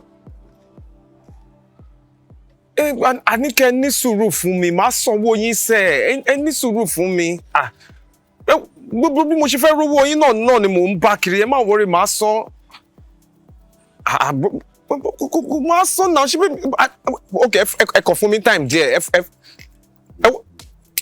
owó yín sẹ́. Mi kò ṣáà ń ṣẹ̀bi èmi náà, gbogbo plan mi ni pé tí bá ṣe ń ṣiṣẹ́ o màá máa ṣa owó yín jọ̀bọ̀, iṣẹ́ tó bọ́ lọ́wọ́ mi ni náà, ṣé mi náà máa gbàdúrà kí iṣẹ́ bọ́ lọ́wọ́ mi ni, tí ó bá ṣe tíṣẹ́ tó bọ́ lọ́wọ́ mi màá ti sanwó yín, iṣẹ́ tí ò sí lọ́wọ́ mi ni. Ẹ mọ̀ nǹkan, ẹ jẹ́ ń pè yín padà, bí mo ṣe fẹ́ rówó yín san náà ni mo bá kiri, ẹ jẹ́ ń pè yín padà. Brother. Ṣé mọ́tò ẹ̀ lè? Òun lélẹ̀ yìí. Ẹ rí pé ó wà òkè gan ni. Ṣẹ́tìrì. Ó wà òkè dáadáa. Ó wà òkè. Ó pé gan. Ṣẹ́tìrì. Tí o ṣe ń ṣe pé mo fẹ́ máa kó family, mo fẹ́ fi máa ṣe ride ni. Ó wà òkè. Ó wà òkè. Ṣé mo lè check engine? Ẹ lè kó sí ọ̀kan tó ṣiṣẹ́ engine ẹ̀. Ẹ jẹ́ ká wo náà. Ẹ kì í wo engine because ṣé rí gbogbo òkè ẹ̀ yìí pẹ̀lú tó ṣe yìí. Tí n bá ṣe máa fẹ́ sọ pé mo fẹ́ náwó lé lórí, mo fẹ́ tún ṣe, mo sì máa náwó díẹ̀, mo máa paint ẹ̀ tán ni, máa tún paint tán. Understand sir. Ẹ̀gbọ́n báwo lẹ ṣe ń sọ̀rọ̀ báyìí náà dẹ̀ wá ń ṣe bí ìgbà tó yẹ pé kíní bọ́dì kan lè máa fi ń jọ́ọ̀jì mọ́tò. I know bọ́dì kan lè máa fi ń jọ́ọ̀jì mọ́tò rẹ̀ bọ́dì eléyìí pé ló lẹ fẹ́ fún painter tó fẹ́ bá yín paint ẹ̀. Ẹ kọ́kọ́ bí wọ́n kọ́ bá yín sandpaper gbogbo kí náà wá dẹ̀ ra fún tó bá ti wá bẹ́ẹ̀ ní lọ sódò ilé tó wẹ̀ wọ́n ni. Ṣẹ́rí engine mọ́tò ó wà òkè, gear náà lélẹ́yìí ó dúró pé kò sí nǹkan tẹ́ fẹ́ náwó sẹ̀ buy and drive ní AC ẹ̀ ń ṣiṣẹ́. Ẹ wò ṣẹ́ tẹ́ bá tan AC mọ́tò yìí Adàpọ̀ gbé yín sínú yìnyín ni Ọlọ́run. Ẹ ṣí bọ́nẹ̀tẹ̀ torí tí mọ́tò yìí ṣe wà yìí torí pé ẹ lórí ọ̀fẹ́ àti wá bá mi ni tó bá yẹ pé mo rà online máa ra mọ́tò gan o. Ṣé pé mo fẹ́ fi máa gbé family yìí mo kàn fẹ́ máa lò fún kí n máa fi ṣe ride kí n máa fi jáwọn èèyàn káàkiri. Ẹ dẹ̀ máa ń ra mọ́tò gan. Ẹ máa ra mọ́tò. Ẹ máa ra mọ́tò gan. Tó bá yẹ pé mo rà online ni àwọn tí mo ti rà online lọ́wọ́ wọn àwọn náà lè sọ tí n bá rà báyìí wá gbé wá ní onímọ̀nà lé mọ́. Bẹ́ẹ̀ni. Kí lẹ sọ? So ẹ jẹ́ ká sọ̀rọ̀ owó ẹ̀ ni mo jẹ́ pẹ̀ mọ́ bẹ́ẹ̀. No, ẹ sọ̀rọ̀ kan sẹ́ ni pé wọ́n ní mọ̀nà. Mo ní torí pé ẹ gbé wá fún mi nì tó bá yẹ pé ẹ bá mi sọ̀rọ̀ online ẹ lè máa. Torí ẹ̀ náà lèmi náà ṣe ní ojú àwo làwo fi ń gbọbẹ̀. So ẹ̀gbọ́n nílé yìí ó wà òkè iṣẹ́ ti rí i ó yá ẹ máa ṣí bọ́nẹ̀tì àbọ́nẹ̀tì tó yẹ pé ti bọ́nẹ̀tì ni ó nìyẹn. Lè ṣe bí 800 fún ṣá. Kí lẹ sọ? 800 bíi ti báwo lẹ ṣe ń sọ̀rọ̀ báyìí báwo lẹ ṣe máa sọ pé fẹ́ ra irú mọ́tò ilé ní 800 nítorí kí ni ṣe máa sọ pé fẹ́ ra mọ́tò ilé ní 800,000 naira. Lẹ́yìn ṣe ń lò lẹ ṣe ń rògbò yá mọ́tò. Báwo ni mo ṣe lọ má sọ̀rọ̀ báyìí jàre báwo lẹ ṣe ń sọ̀rọ̀ báyìí báwo ni mo ṣe ń lo kí ni lẹ fẹ́ ra mọ́tò ilé ní 800,000 naira àṣọ́tajé nìyí ni kí ni kò sí nǹkan kan bẹ́ẹ̀ tó bá ń ṣe nǹkan ẹgbẹ́ sọ̀njàre tó bá ń ṣe nǹkan tó dé tó ní ká wọ̀ condition tó mú crayfish mi bẹ́ẹ̀ dín ní gbogbo báwo lẹ ṣe ń sọ̀rọ̀ báyìí ẹ fẹ́ ra mọ́tò ilé ní 800,000 ó yẹ kí n ti fura sí náà ìgbà tí mo débí ẹ sọ pé àwọn kan wà tó bá ta mọ́tò fi wọ̀n ní mọ̀nà lé mọ́ ọ lẹ ṣe ń sọ̀rọ̀ báyìí má ṣe bí ọ̀tajé náà ẹ má ṣe bí ọ̀tajé ẹ mọ̀kan ṣẹ́rí gbogbo nǹkan tá a ti ẹ̀ ń sọ ti ẹ̀ dùn kò sí wàhálà ẹ má tẹ̀ jẹ́ kí n máa bá yín rojọ́ ẹ mú 2.5 wá kí n máa lọ. 2.5. Ẹ máa gbé mọ́tò yín lọ mìíràn mọ́. Bọ́ọ̀lù ṣe ń sọ̀rọ̀ báyìí náà. Mi ò lè rà á kò ń sànà mo bẹ̀rẹ̀ iṣẹ́ yìí ṣẹ́rí ẹ jẹ́ fún yín ní 1 million. 1 million bíi ti báwo ẹ mọ̀ nǹkan tó ṣẹlẹ̀ kó má dàbí bàtọ́ ẹ pé wàhálà tèmi náà pọ̀ ẹ fún mi 2 million kí n máa lọ ká má wulẹ̀ má dúrà kí ni ẹ fún mi 2 million kí n máa lọ ẹ wá gba kọ́kọ́rọ́. Ẹ máa lọ ẹ má wọ̀. Ọ̀lẹ́ ẹni tó fẹ́ pẹ́ yìí náà tó ẹ pé 1 million ló fẹ́ rà mí ìtàmọ́ wọ́n ṣe máa fẹ́ ra mọ́tò ilé ní 1 million ẹ máa fẹ́ ra mọ́tò ilé ní 1 million naira àbí mi ṣe ní pọ́lé mi ṣe ní pọ́lé nọ́ní náà nìyẹn nǹkan tó bá nílò àná nílé. Mọ́tò yóò tó nǹkan kan ẹ mọ̀ gbogbo orí àyè máa tún ṣe ni. Ìkànnì yín tẹ́ ẹ̀ bá ti lè ra ní 2 million mi ò tà tẹ́ ẹ̀ bá ti lè ra ní 2 million naira mi ò tà ẹ ṣe máa sọ pé fẹ́ ra mọ́tò ilé ní 1 million naira. ṣe yí ẹ lè rí báyà. I don't know ẹbí lẹ̀ tẹ́ nǹkan ṣe é rí yín bẹ́ẹ̀ nǹkan ṣe é ṣùgbọ́n ẹ lè rí sẹ́là kí ló dé 2 million no deal. Ẹ dákẹ́ ẹjọ́ mo fẹ́ píkọ ẹjọ́ ẹdísùn mo fẹ́ píkọ ẹjọ́. Hello? Ọ̀rọ̀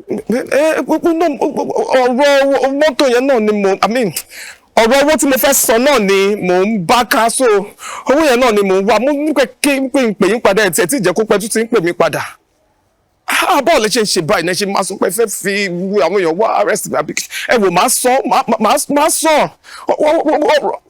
mọ̀ kan ẹ jẹ́ ń pè yín padà tí n bá ti pè yín padà ń sìn báwo náà ṣe ń pè account detail tí màá sanwó sí ni màá request fún ẹ jẹ́ ń pè yín padà ẹ jẹ́ ń pè máa pè yín padà máa sọ́sẹ̀ máa sọ́ lè ní.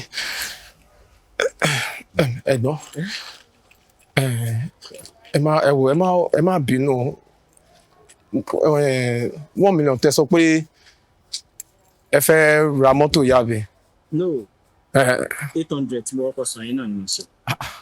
Bọ́ọ̀lù ẹ ṣe ń ṣe báyìí náà ẹ̀yin náà lẹ ṣe sọ ọ̀tọ̀ sí pa pé 1 million ìwọ tún wà ní 800,000 ẹ mọ̀ kan ẹ wá gba 1 million naira yẹn I mean ẹ wá gba kíkẹ́ mú 1 million naira ṣẹ́rí ẹ wá ẹ súnmọ́ mi. Ṣẹ́rí kí ọ̀rọ̀ bí o lè yé yín torí ẹ̀ ni mo fi súnmọ́ yín.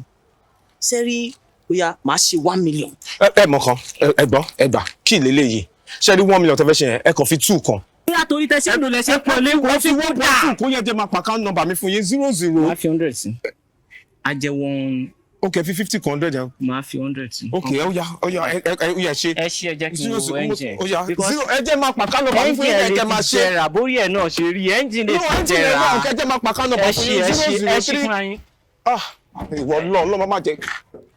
Ẹ ní sùn. Máa transfer sí nísìn. Tẹ́yìn náà báwo lẹ́yìn ṣe rà náà? Ṣé ẹ rà dáadáa nígbà tẹ́ rà? Mo jí gbé ni.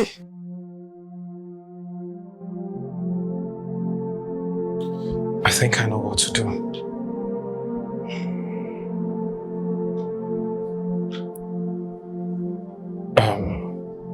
Omoremi,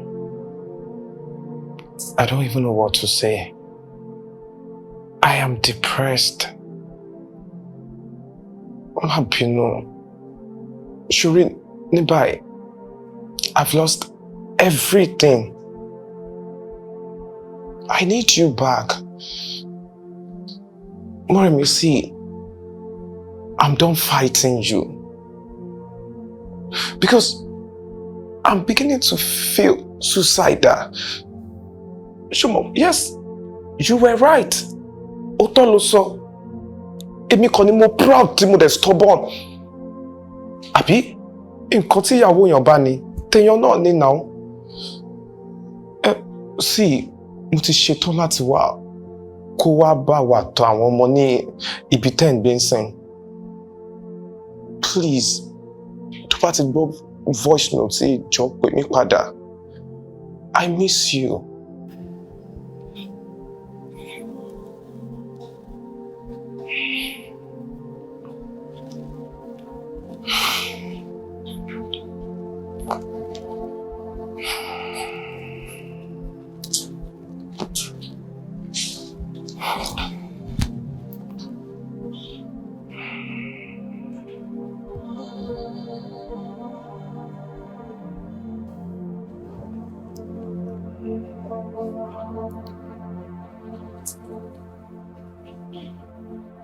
Hello?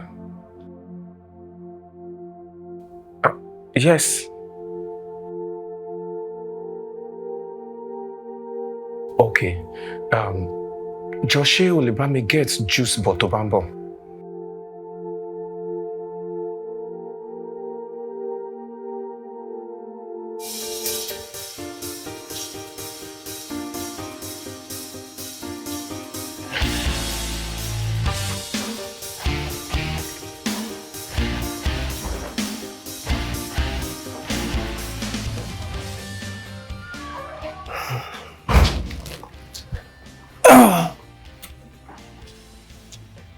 Omoremi mi o.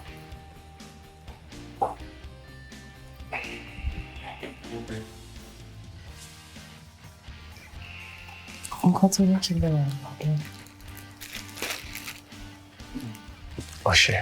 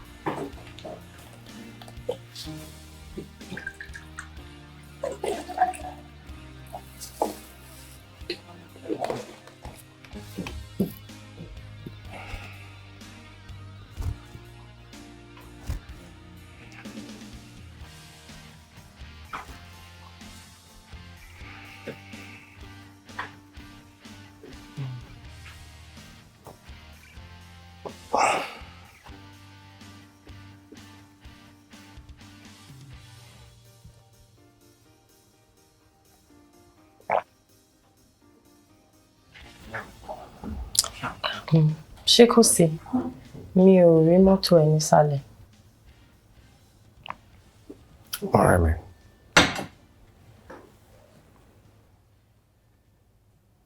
Yeah. Kí lẹ ṣe mi gan-an tó fi decide láti ruin life mi? I don't understand. You don't understand. First, nǹkan tó sọ mí dá. You made me lose everything.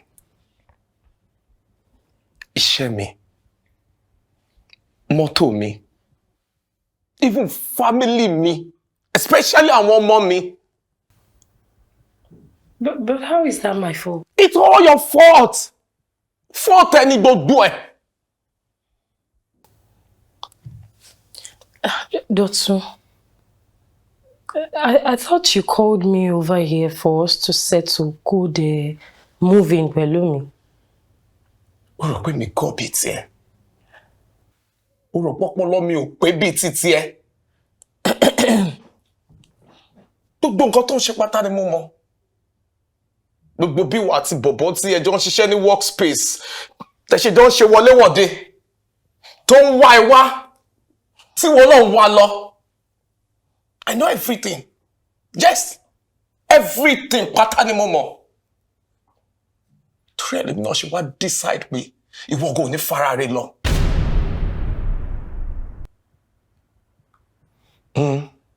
Ṣòrí, kò tó débí, mo ti pa àwọn family mi. I told them you were coming. And I asked you to get me a drink. Good luck to you explaining to the police that you didn't poison me. No. Don't tell me you poisoned yourself to prove a point. Kàkà kí n ṣẹ́rú obìnrin. Màá yà kú ni. Kàkà kí n wá kú fún ẹ. Kí wọ́n gan fi máa enjoy life ẹ. You would rather have your own troubles. Dotun.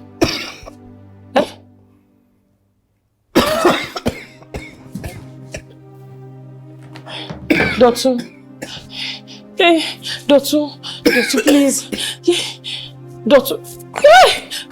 Dotun, stop. Dotun, please. Dotun, stop. Dotun, please. Dotun, stop. Dotun, Ojumi, I'm sorry. We can sort this out, Dotun. Please. Dotun, Joe.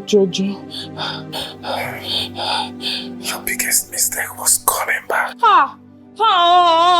Dotun, Joe,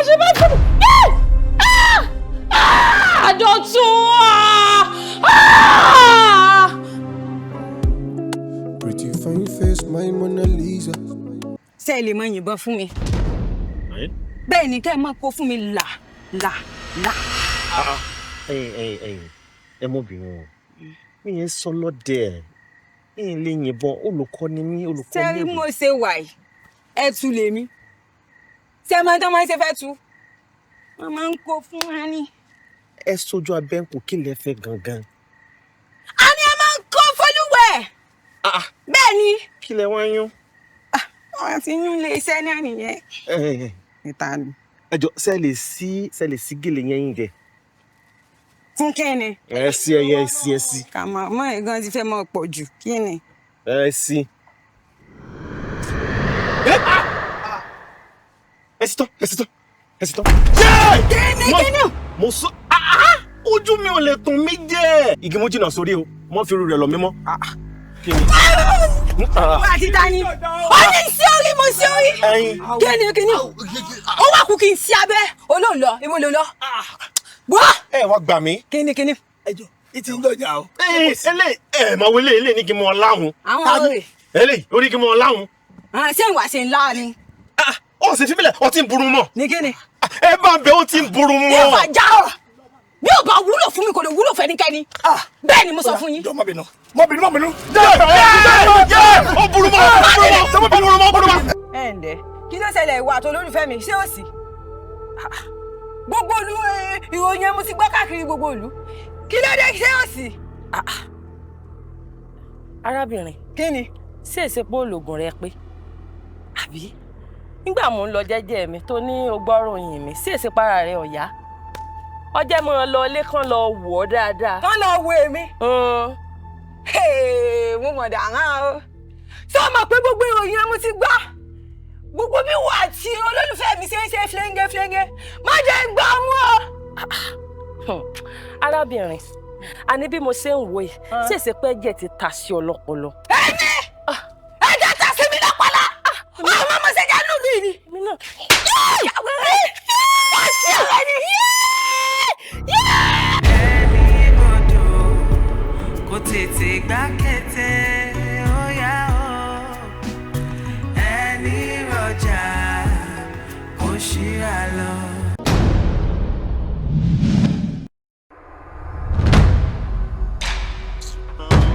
Sókínì ti wà lára wọn ti lè táyọ̀. Thank you. Jẹ́ kó kiss kó tó di pé court director. Oríṣiríṣi nǹkan láti gbọ́ nípa àwọn akẹgbẹ́ yín bíi kí wọ́n fún yín lóyún kán má gbà. Kò sẹ́ni tó pé láyé tá a wà yìí. Bẹ́ẹ̀ni. Lẹ́yìn ìyàwó mi. Ó ṣó pé ọkọ ẹ̀ yóò lójú ta. A-list actor ni.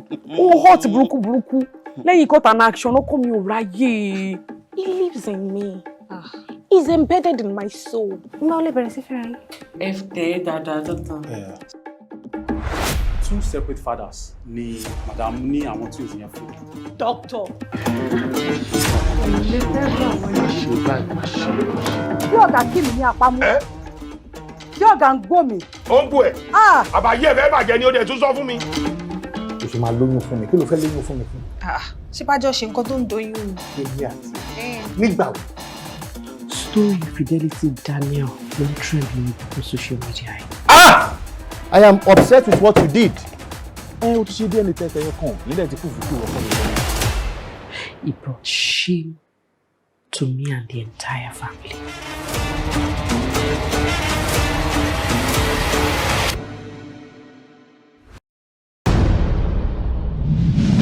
Èmi gbàdúrà sí Ọlọ́run ọba ní ojoojúmọ́ kó lóhùn jọ bá mi ṣọ́ ọkọ mi o. Àṣàbí àbọ̀ obìnrin ni wọ́n wà. Tí ríngì tó ní ẹ dùn létí ju tèmi lórí. Because I did not understand why my husband would be comfortable enough to live with another woman. Yeah, that's so nice of him. Yeah, marrying him. Ẹni tó jẹ́ pé mi ì tí bẹ̀rẹ̀ pẹ̀lú ẹ̀ rárá. By the time I am done with him, ọmọ òfin ayé pé méjì, ayé pé méjì kan, ayé pé gba. Nǹkan tó yẹ kó ṣe gangan ló ṣe mọ́ àpọ̀dé because o deserve it. Ó ti ń sún mi bọ̀ bí ilé máa kó lé mi kankan wá máa rojọ́ lásán kó má say anything. Answer me, how many times did you do it?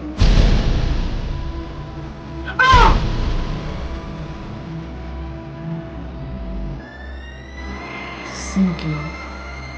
So you're not picking up. Hey, you won't like what is coming. I'm picturing us. But you never tried to bother. I will come out with a knife. And they can't bother me.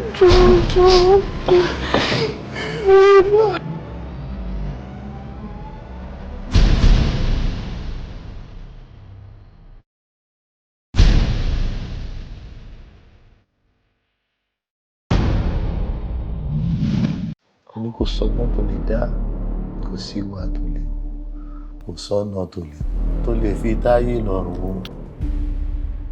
Talent is that I need to go. Tó bá bẹ́yàn kan jà. Súnmọ́ níjà ẹ̀. Èmi kọ́ lọ́mọ transfer aggression sí. Ṣé gbọ́ àwọn wèrè méjì? Ẹ̀dẹ̀ kúra yín jọ rẹ̀ pé yàn ẹ̀dẹ̀ kúra yín léyàn gidi. Ayé ń fẹ́ yín.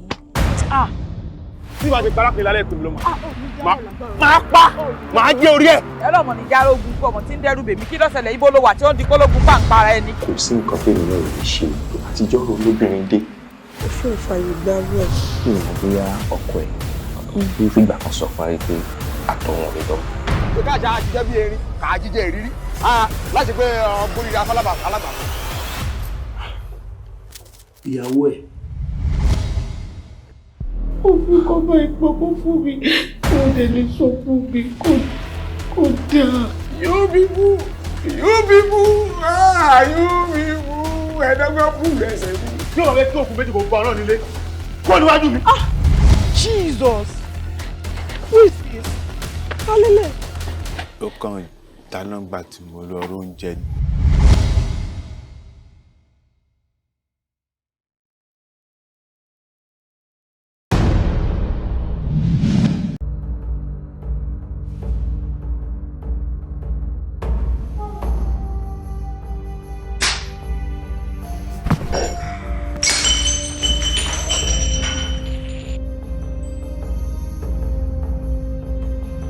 Olúwabùsọ̀lá Grace Omoibiyemi is the most beautiful girl in the world. Rumors ó pọ̀ lórí ẹ̀ gan-an tó ń sọ pé àwọn kan sọ pé wọ́n rí ní club ó mọtí ó mu sìgá in fact sometimes wọ́n ló tún máa ń. Abeg, that's not my girlfriend, okay? Ṣorí ọ̀rọ̀ pé wọ́n rí ọ̀pọ̀ tó jọ mí ó ti yẹ kí n tẹ̀ believe àwọn ọ̀rọ̀ Yorùbá tó máa sọ wípé méjì lọ́nà máa ń dayọ̀. It's highly preposterous to know that your one-time academic excellence has now gone far below average. Tó bá hùwà bó ṣe ń hùwà kó sákùnrin kankan tó máa gbé obìnrin tó ń múrù wà jàtijàti bẹ́ẹ̀ tó máa gbé sílé. Ibi kan mo bí ẹbí òun pé mi mú bí. kí ni sáwọn ilé ìbá wọn máa ti sọ di fíìmù. àwọn èèyàn máa ń jọra wọn but ó máa ń ní nǹkan tó fi ń yàtọ̀ àwọn ilé yìí wọn yàtọ̀ kò sí yàtọ̀ sá. ẹ ṣọ́ pé mo kì í ṣèbejì báyìí. ìbejì bó o. Busola rè nà. My name is not Busola. Mirabel. Òkú nìyí obituary yìí lélẹ́yìí. a kò gbé orí rẹ̀ sí di omi. Busola help. ọkùnrin.